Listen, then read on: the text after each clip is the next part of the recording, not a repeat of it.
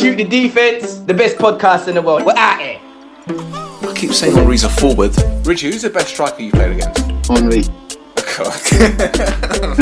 And the fact that we are now taking our country and put our country on the map of world soccer, being the first African nation, the third world nation in the whole world to win an Olympic gold medal in soccer, it was unbelievable. If you're going to take the time to go and get a pig head and break my locker open and wrap my clothes in it, are sending a different message to me. I've had to protect my family from going out into the street because you'll have random people that just coming up and abusing them racially.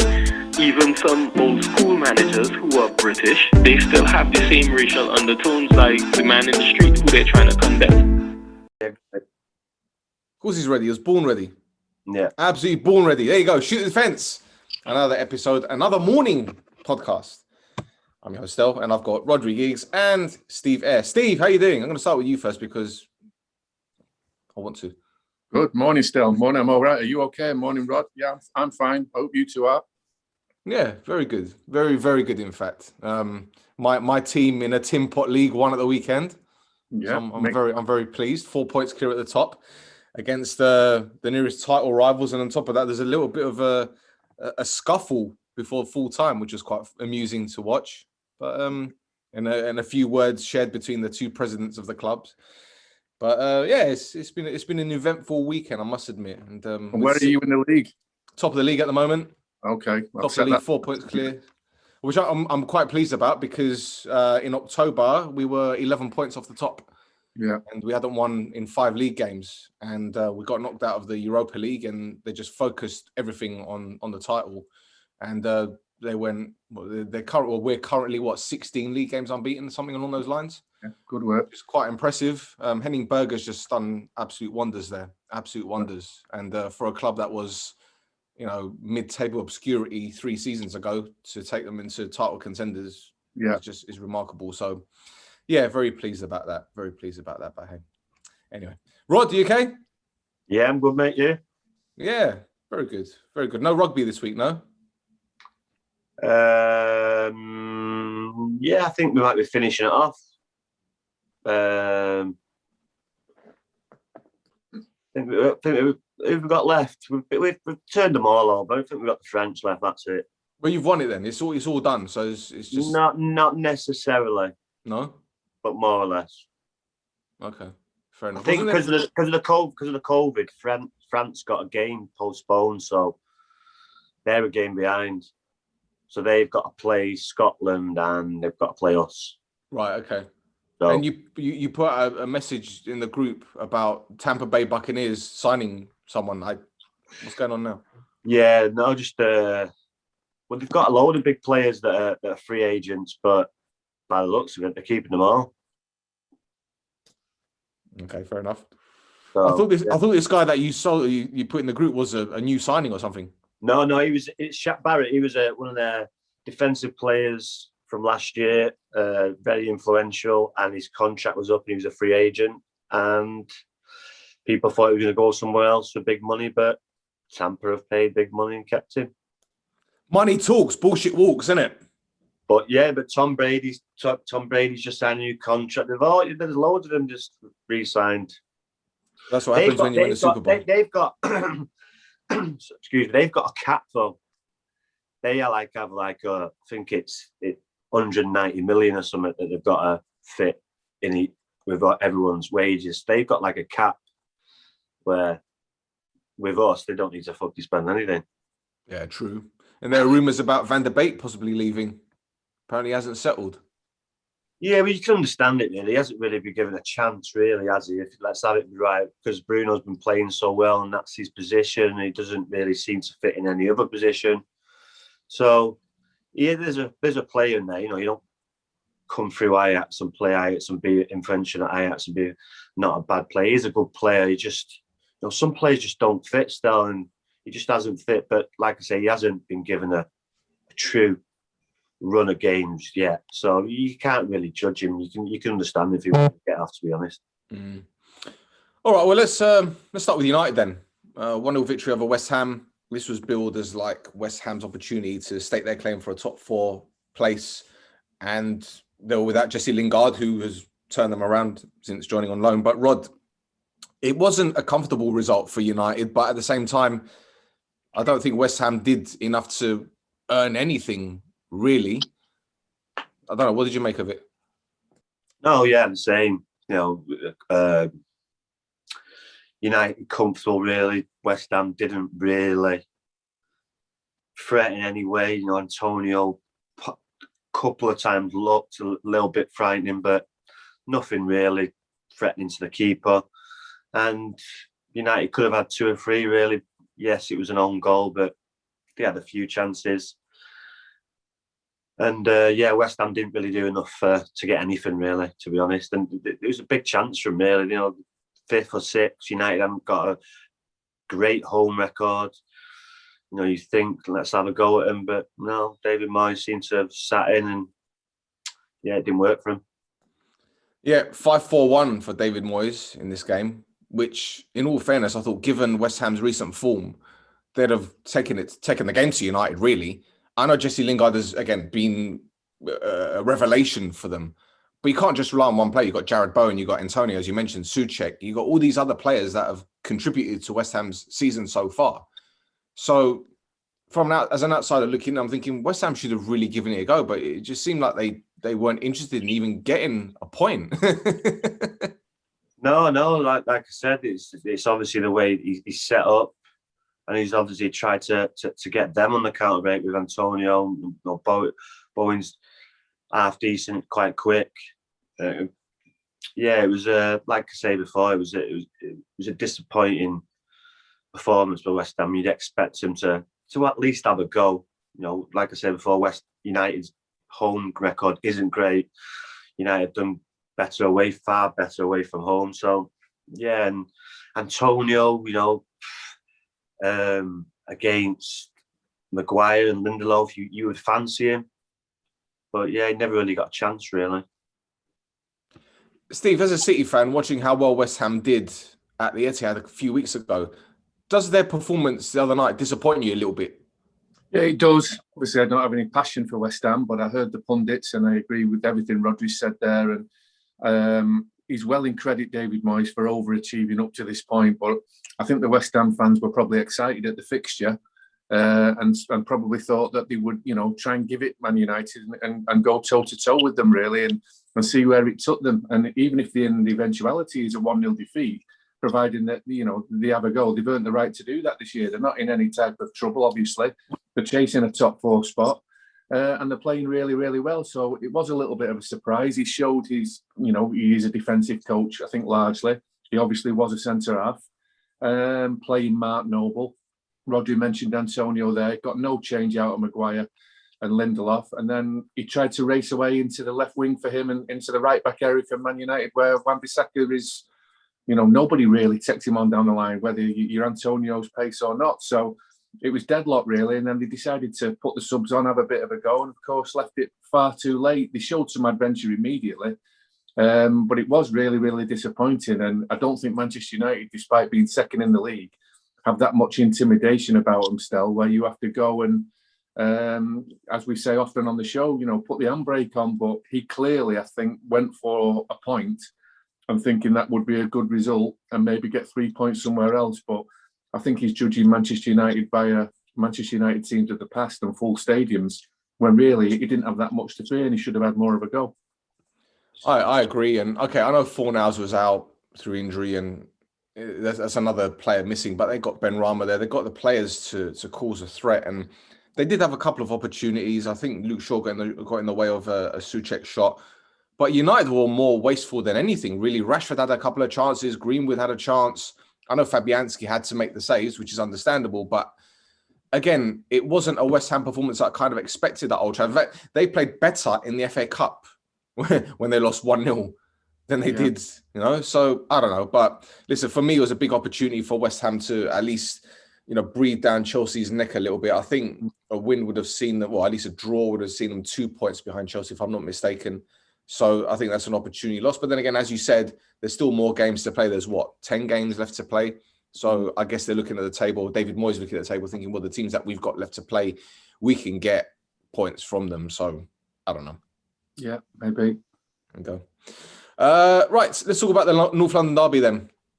North London is red, apparently, according to Arsenal fans. They beat Spurs 2-1 in a game which, if you're a Spurs fan, you must be really, really disappointed. Going a goal ahead and then defending the way that they did. Rod, I know you absolutely destroyed Doherty. Well, after Tierney did, in all fairness. It wasn't the Jose Mourinho performance I expected, but do you think fatigue played a part, or was it just simply Spurs were not good enough on the day? Fatigue. No, you just do your job. The fullback's job is to stop crosses and try and be offensive when you can. But your ultimate job is to defend and stop crosses. And yeah, Doherty was terrible, heading the ball out the play, stopping crosses, bad passes. Yeah, terrible. You can obviously tell he was an Arsenal fan. Well, there you go. He deleted his Twitter comment, though, didn't he? But the thing is, the reason why I mentioned fatigue is quite ironic, because I know Arsenal played Olympiacos on Thursday, but they didn't fly back till Friday. So they effectively had Saturday to prepare for the game on Sunday, whereas Spurs played at home on the Thursday and they had Friday and Saturday to prepare. So for me, it was just a terrible Spurs performance, Steve. And when you look at Lamella's goal, which is an absolute fantastic finish, the Rabona, you're not going to see that many goals like that in the Premier League. You're thinking Spurs have got, they're on the ascendancy. They've taken the goal against a runner play. Don't get me wrong. You're thinking it's a Mourinho team. Sit back, hit Arsenal on the counter-attack. But they couldn't even do that, could they? No, I don't think they've got anybody who can come from the second line, midfield, and advance forward and supply Son and Kane. Obviously, Son went off injured, which is a blow. But as we've seen, and they did it excellently, but we knew they couldn't keep it up. Those two said players, they have to run back 40 yards to collect the ball and then race forward and set each other up. They've got nobody who gets every second or third pass and builds up play around the penalty area. And, Harry Kane very rarely gets threaded into a gap to run onto to score. And, there's no 1-2s around the box. So it's so difficult to score a goal, Stel, anyway, in football. But the way Tottenham do it, it's almost like we can only really score this way. And once the other team's cotton on to how it's done, they can block things off. And I think Arsenal have got better, adventurous players. I think obviously the two world-class players in Kane and Son. But the support cast, we know that Bale's got better, and Lamella's goal was one of the best goals I've ever seen. But just those blockers behind it, that's what they are. They all seem to just, block the game up, and they don't do anything with the football that helps the team win. And eventually you get done, and that's what happened. Tell me something, Steve. If you're Jose Mourinho, you're going into this game knowing full well that, Arsenal are probably a little bit tired from the European exploits. I know Son went off with a hamstring injury, which he could be out for 5 to 6 weeks. And obviously that's a big blow for Spurs. But then when you look at the players that they have on the bench and brought on, being a goal up, shut up shop. Well, he doesn't need any excuse to shut up shop, does he? Do you know what I mean? So, he's shutting up shop at nil, never mind, going 1-0 up. But you just got to, take your hat off to Arsenal more than maybe criticise Tottenham. Arsenal were better. They were full of enthusiasm. I think they've got better younger players who may struggle with consistency, but I think Arsenal have got better younger players than Tottenham. I think Tottenham have got better seniors. Again, like the front two mostly. But I just think the enthusiasm of Arsenal have managed to win them, 2 really big derby games. Yeah, I think defensively Spurs were all over the place, really. Højbjerg and Ndombele didn't really do enough. I know Højbjerg, you're going to get a lot of effort, and Ndombele wasn't tracking back enough for me. But every time Tierney got down that left-hand side and cut the ball back, you're always expecting an Arsenal player to get on the end of it. And, Odegaard, who's on loan from Real Madrid, pulled Arsenal level. Rod, I know it was a bit of a deflection, that wrong-footed Lloris, but grand scheme of things, Arsenal deserved it, really, didn't they? They hit the post twice, or the bar once and the post once, prior to equalising. So, yeah. Yeah, they seem to be on the ascendancy, and, it didn't help Tottenham when they took Bale off. It seemed like they went a bit defensive and, brought Arsenal more attacking them and more into play. And, yeah, it was Arsenal deserved it in the end. Second half, they did go for it, and like I said, Tottenham seemed to sit back, and some of the players didn't have a very good game, and Arsenal come away with deserved win. So, what do you guys make of the penalty then? Was that a penalty? Because I saw Jermaine Genius and Martin Keown having a right barmy about it. For me, he's missed the ball. He's miskicked it before he's even hit him. Yeah, I'm with Rod. So what? No pen? No pen for me. No, I know. Yeah, no. People automatically, when you see that lunging in the box these days, they just automatically think penalty. But again, like when you examine it afterwards, you do make a risk by throwing yourself to the floor. But Rodri's right; the shot was already taken. There was no real contact. There was not even any after contact. So, what do you want from your centre halves or your players defending your box to try and stop a goal? You've got to throw yourself in front of it sometimes. And for me, albeit he came across the ball and the man, that's exactly what he did. I thought he was fairly honest, just slightly mistimed. If players are both moving or and the ball's been hit, there is going to be contact. People need to remember this. It is a contact game, so there is going to be contact. But the way he was dramatic and he missed the ball and just clattered into him. Yeah, it's no pen for me. Does that challenge warrant a free kick if it's outside the box then? Because you've seen them given, haven't you? No, it's not a foul. So how would it be given outside the box or in the box? Yeah, I'm with Rod. And what do you think about the Aubameyang situation? That could have obviously gone either way, but it probably lifted the dressing room that the manager was having no messing around. Yeah, that's interesting, isn't it? That's interesting because they said that the tagline was it was a disciplinary issue, so he was benched. But from what I understand, from what I've read, apparently he turned up late for training, and this isn't the first time that he's done it.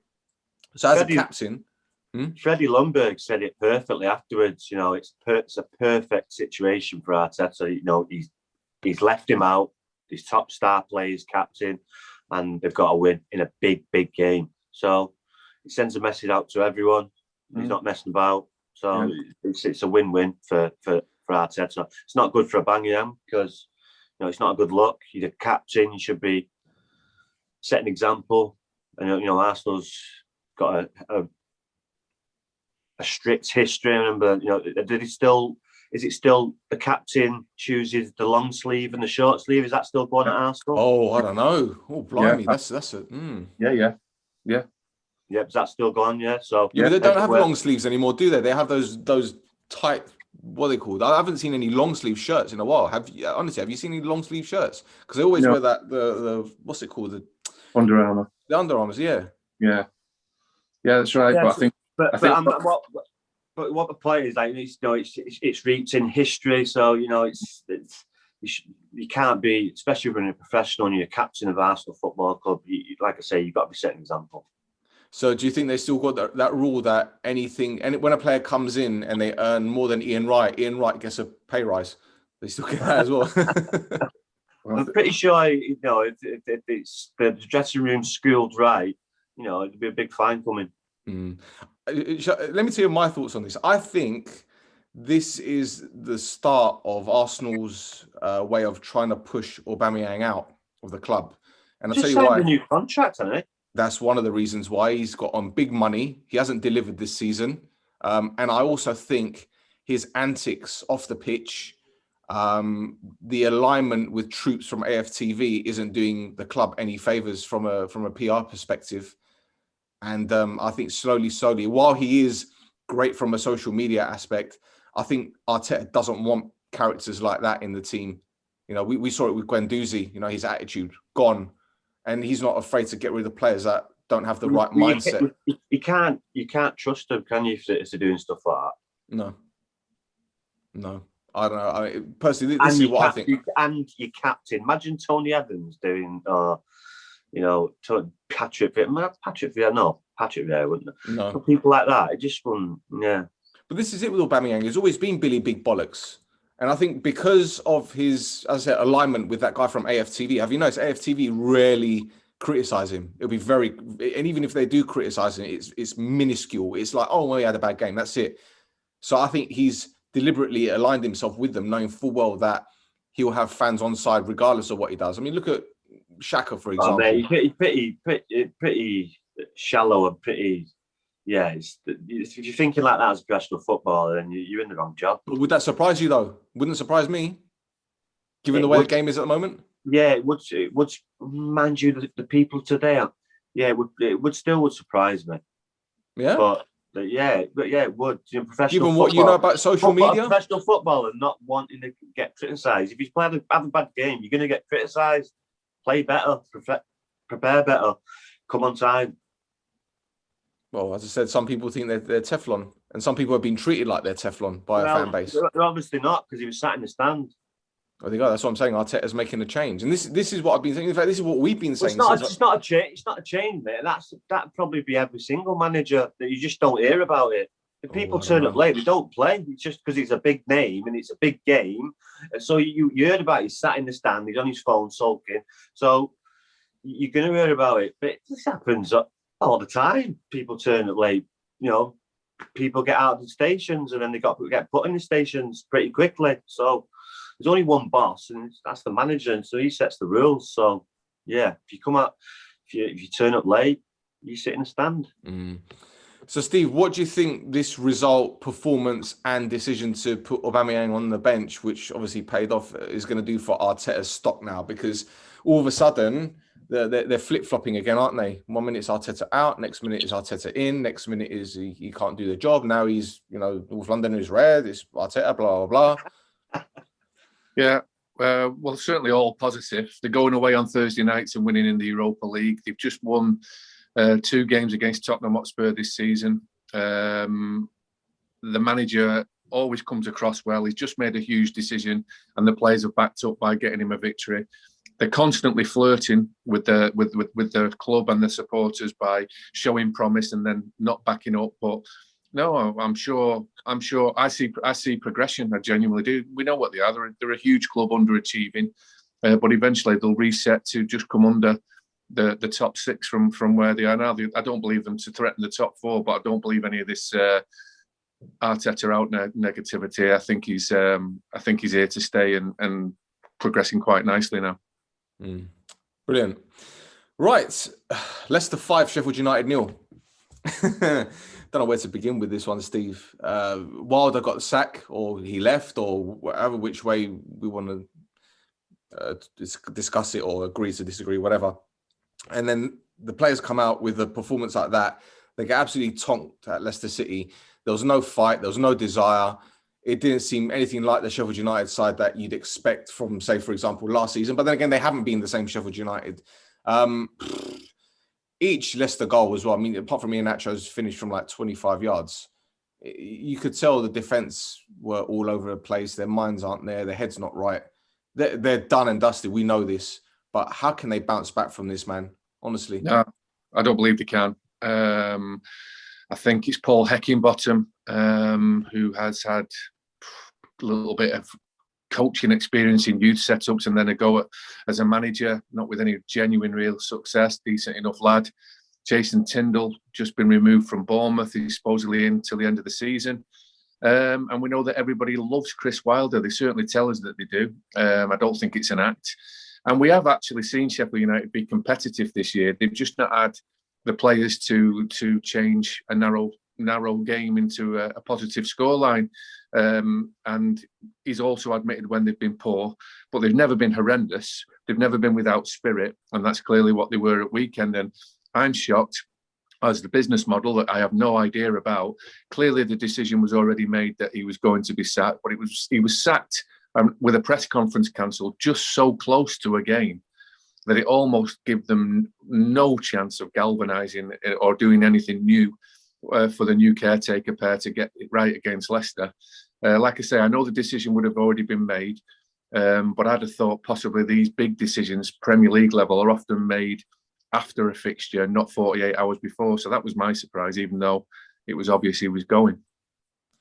Steve, after the game, they interviewed Heckingbottom. Sorry, I can't even pronounce it. And he was saying that, that the players and staff have lost the leader.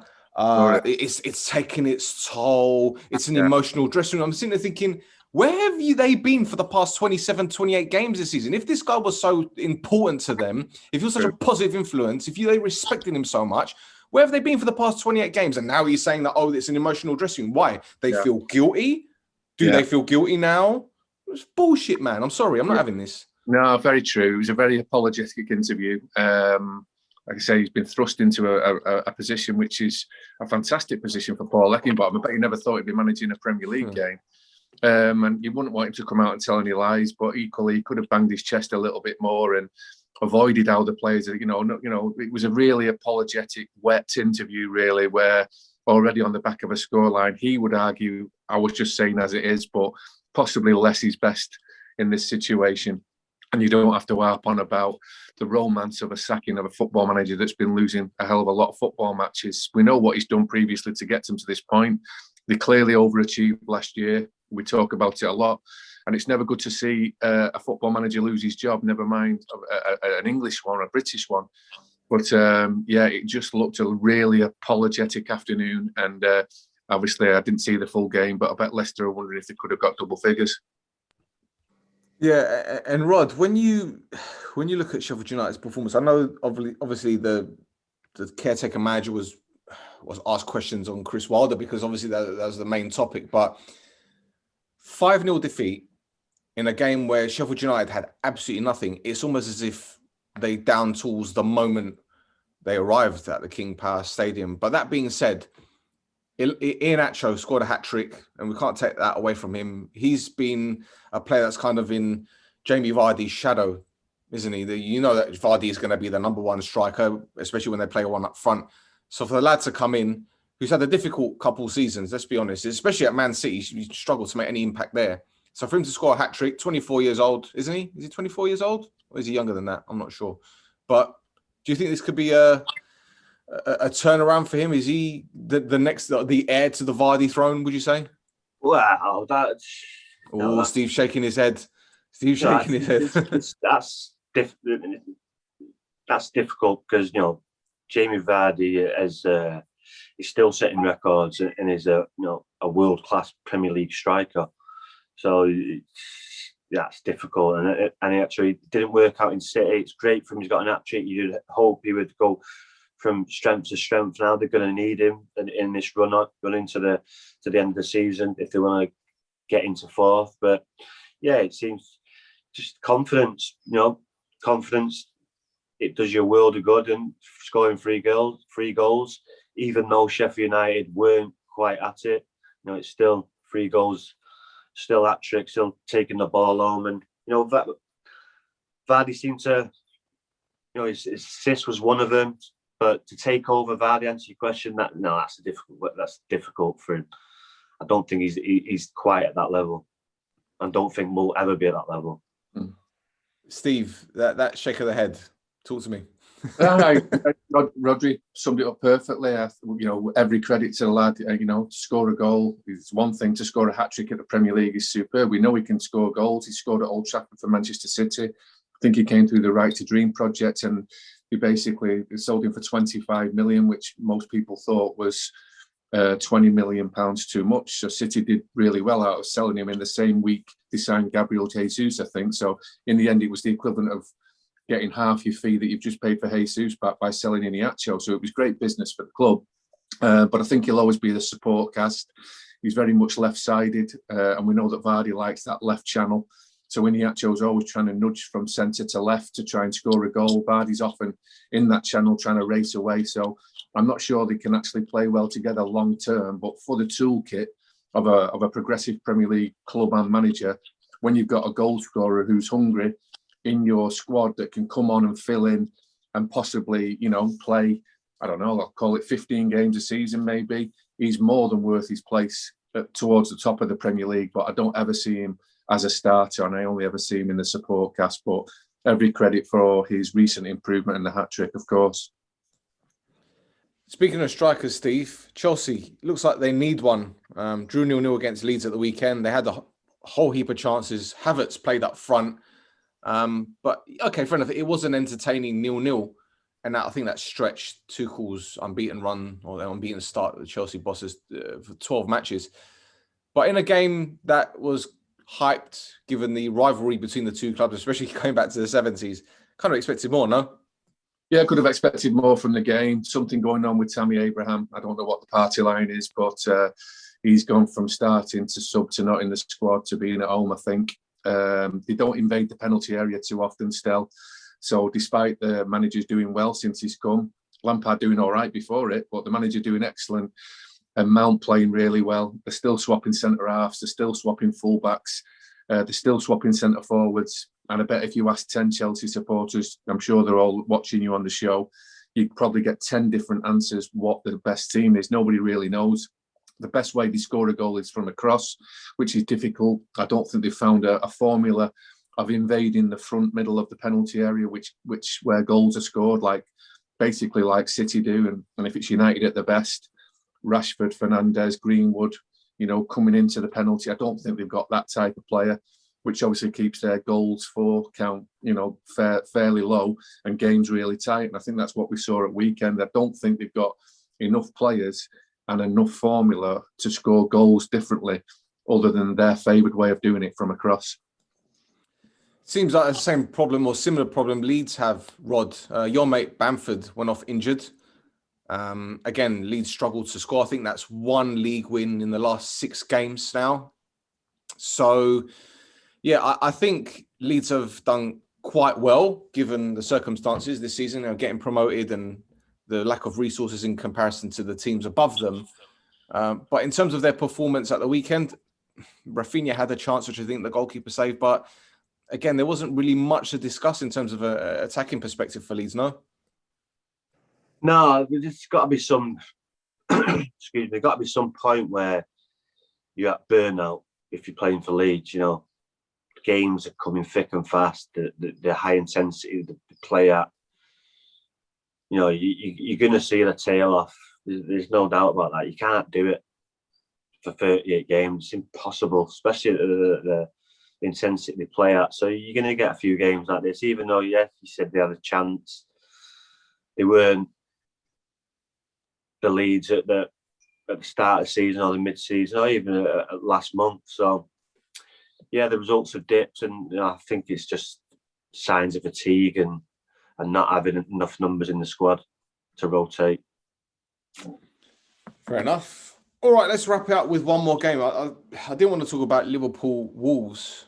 I did want to talk about Liverpool Wolves, but there wasn't really much happening. I think the most concerning thing was Rui Patricio going off with a concussion, but apparently he's fine.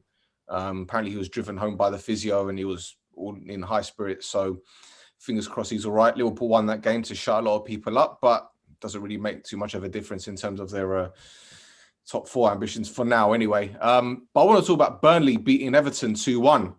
And Steve, it was a fantastic game of football. Burnley, with such an attack-minded system, they really went for it. They got the win that they deserved, but Dwight McNeil's goal, pick that one out. Yeah, it's how he plays the game. But he's normally on the left wing near the touchline, 2 or 3 touches towards a defender, shift it and put a 20, 30-yard cross into the middle of the penalty area and hope, Wood or Barnes get on the end of it. But now they've moved him centrally. It was actually the same style of play, but the moment he shifted it, it was a shooting opportunity instead of a crossing opportunity. And he couldn't have hit it any better, any sweeter, with any better technique. As it left its foot, you're thinking, you just know it's going top corner. So, we know they're a threat from set plays, Burnley. I was really impressed with their energy levels. They put so much into the games, but sometimes they retreat through fatigue because they've all got to put the miles in. But they seem to be breaking a lot quicker against Everton. Robbie Brady came on, Loughton getting forward, and they seem to be basically going up and back as a team better than I've seen them for some time, and possibly caught Everton cold. And Everton looked a little bit stale on the day, and Burnley certainly deserved the victory. What do you think brought on this attack-minded system then? Because we saw them against Arsenal. We're quite pragmatic, and they deserved a point. I know Arsenal would say that they had more chances, which is fair enough. But I think when you think about the balance of play and how well Burnley defended, they were well entitled to the point. But at the weekend, Everton weren't the Everton that we kind of expected. Burnley had probably the best chances. They had the most chances. In fact, they could have even had a penalty, a handball by Holgate, which I think wasn't given because they didn't give the Arsenal one last week. But anyway, So, yeah, what do you think brought this on? It's not as if they're fighting relegation, are they? The way things are at the moment. No, well, I think I can answer this. I do speak to a few of the lads there, and this low block, that term used, that's crept into everybody's language in the last 12 months. Burnley never, ever really employed that as a style of play. Never. They're always up to the halfway line. They're always pinching yards. I know that's what Sean Dyche shouts on the touchline. Squeeze, get up, pinch yards. Tarkowski and Ben Mee bring them up. Pope gets up behind them. It's just when you're playing teams like Manchester United and Manchester City that organically you end up in this low block because the other team are better than you and having more ball. But I do think Burnley's genuine style of play, Stel, is to go and squeeze the game, press the game. And I think they looked at Everton as higher in the league, but, nothing to fear.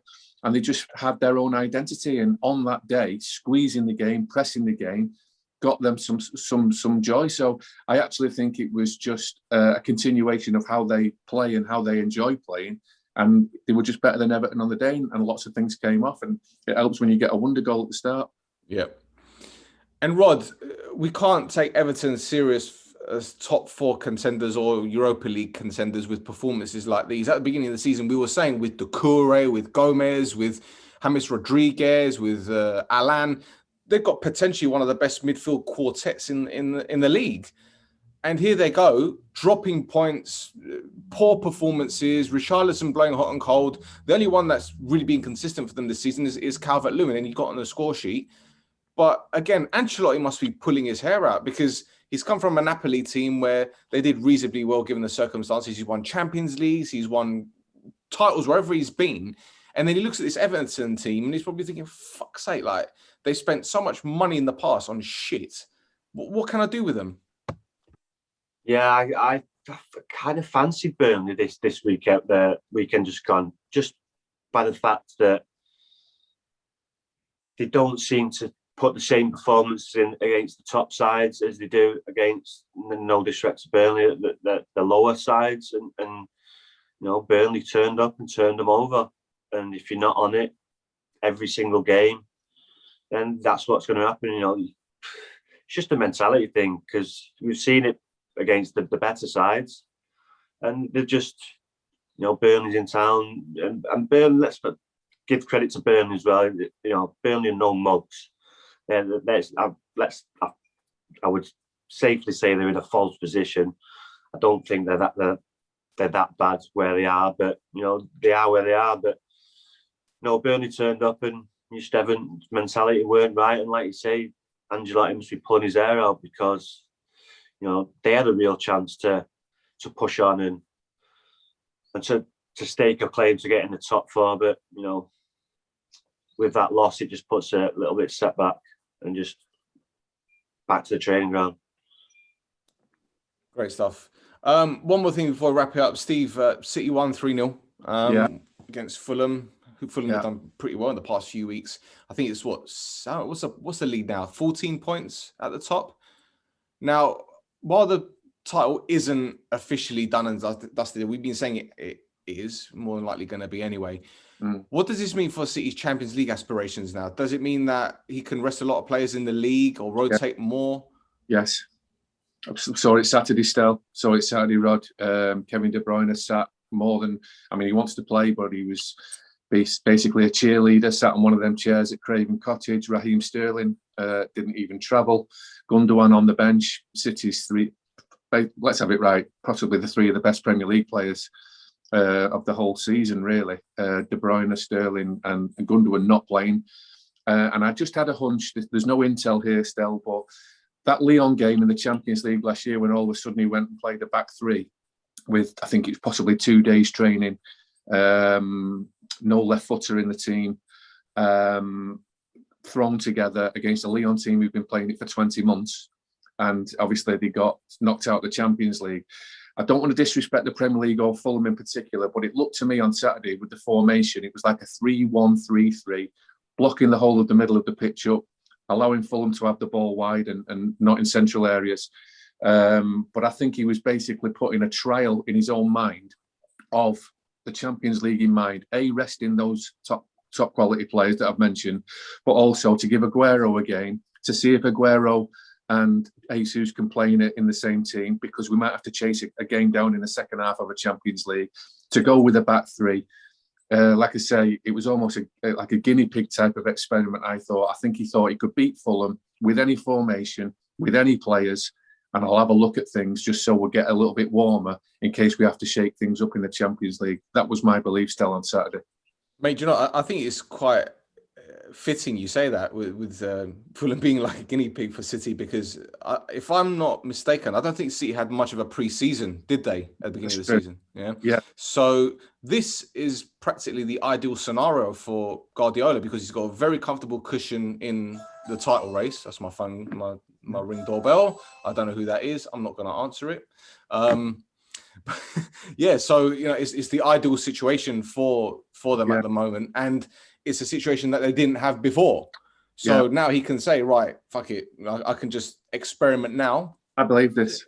Yeah, Stel, I believe this. I don't think it's arrogance, and he could go and coach them at the training ground for 45 minutes in rainy Manchester with the wind blowing in at the training ground. Or you can do it, you know, with the real bull in the ring, a proper live Premier League game. And I actually think in the back of his mind, he probably thought, I'll give this an hour, put Aguero and Jesus together, albeit Jesus was largely on the left wing, give Torres a game, go with a back three. And if I'm not comfortable after 60 minutes, I'll put the artillery on. That's what I believe he did. I think it was a double victory for City on Saturday. They got the points in the Premier League victory. But I also think he had a look at what he might need to do should he have to chase a Champions League game down in the later stages. I'll have to get that. Give me 2 seconds. Keep talking, Rod. You know what that oh, has he gone off? The doorbell, I've got the same doorbell, and the fucking dog's going crazy because he thinks it's my door. Did you watch the City game, Rod? I watched bits of it, yeah. I was watching bits. As soon as he scores, you know it was game over. Yeah, and do you think about what about the formation and the resting of the top billing players? Because he can. Yeah, you've got to know, and the other European countries rest gives teams more days, don't they? If they've got a big game, where the Premier League don't seem to do it. So if Germany have got a big game on the Sunday registered, they'll change it to a Friday night or a Saturday, where the Premier League won't do that. So you can't blame him for dropping players. And I think, like you said, whatever team he put out, you still thought they'd beat Fulham. So, and surely you know Aguero's being eased out by himself, and obviously by his date of birth and his fitness problems and that. But surely he knows that if he's going to win the Champions League, which he wants so much for Manchester City, Aguero's going to have to play his part at some point if they're going to play another 6, 8, 10 Champions League games to lift the trophy. Well, that's why he's probably played him. You've got to get minutes, haven't you? You've got to get minutes under your belt. You can't just throw him on without hardly playing. So it gives us a chance now to get in a few minutes and hopefully get him a few goals. Yeah, I think the same. So do the Messi rumours end now? Because we've heard for a long time Messi is on course to join Man City and team up with Guardiola. If City do end up winning the Champions League this season, which is not beyond the realms of possibility, these rumours go, don't they? They go away. What are the chances of Ronaldo being at United and Messi being at City? It's not going to happen, man. Come on. Come on. If anything, Ronaldo will probably end up at Sporting and Messi will go to MLS. What do you think? What do you think of that? Why is he jumping out the way like that? The physique like he's got, and he's jumping out the way like that. Oh, you mean the free kick against Porto? Yeah. Well, I don't know. But no, I think Messi's definitely leaving Barcelona. And there's only a handful of teams that he could go to, and City's definitely one of them. True, but would City want him now? Would they want him now? You can't turn down to play like that. Steve, would you take him? Well, I'm still old enough to be romantic about the team that I support, and the world's best player, or some say it was Ronaldo, but and you ignore the age. That goal he scored the other night just reminds you he's still a genius. In fact, last night, wasn't it? So it was. I'd rather have Haaland. I know it's a different conversation, but I'd rather have the prowess and the potential and the future investment that Haaland can bring, as opposed to probably Messi finishing his career here. So, I know we're talking the world's best, but we do have some unbelievable players in those wide positions. They're not him, but we do have Phil Foden, we do have Bernardo Silva, we do have Mahrez, we do have Sterling. We're not exactly sure. So no, I'd rather Haaland to replace Aguero as the stellar showcase signing for the summer. That would be my choice, and I think it would bring fear into everybody else who think they've got a chance of getting in. That you've got 5 or 6 years out of Haaland possibly, and maybe only 1 out of Messi, possibly 2. It would be Haaland for me still. Makes more financial sense as well. If they did bring him in, they could again, when they play United, they could put Messi against Wan-Bissaka, give Sterling a rest, because he had to get that one in. Jesus Christ. Oh, blimey. Brilliant. Well, that's it for another episode, gents. I know we're going to have a lot of people messaging us saying, oh, you want to take Messi at City? Oh, shut up. So, yeah, that's it for another episode. We'll be back this time next week, hopefully. Rod, anything you want to plug?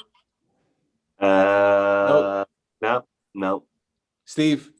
No, not for me. Just really enjoyed the show and speak to you both soon. Excellent. Cheers.